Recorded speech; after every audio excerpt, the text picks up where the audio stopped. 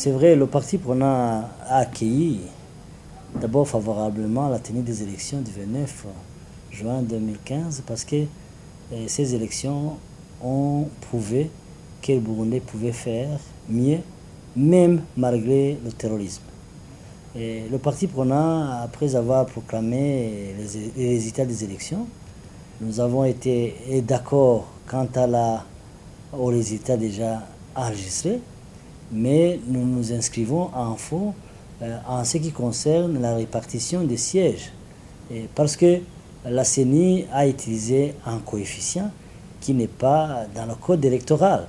Et parce que le code électoral, en son article 137, dispose qu'on calcule le quotient électoral en divisant le nombre de suffrages exprimés par le nombre de sièges à pourvoir.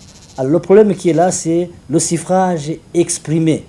Et les gens de la CENI, ils disent le suffrage valablement exprimé. Ce mot valablement ne se trouve pas au niveau du code électoral.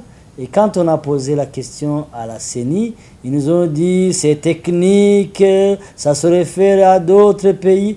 Non, si on avait utilisé le quotient électoral tel qu'ils ont utilisé en 2010, le parti prenant devrait avoir 12 députés.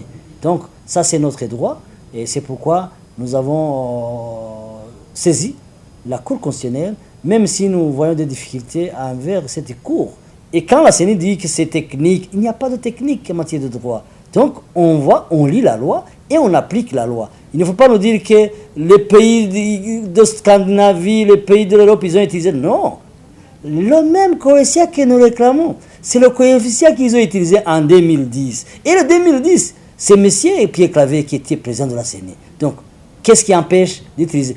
Tu vas dire qu'aujourd'hui, il y a plus d'abstention que les NIR que la fois passée? Non, ça, c'est pas ton problème.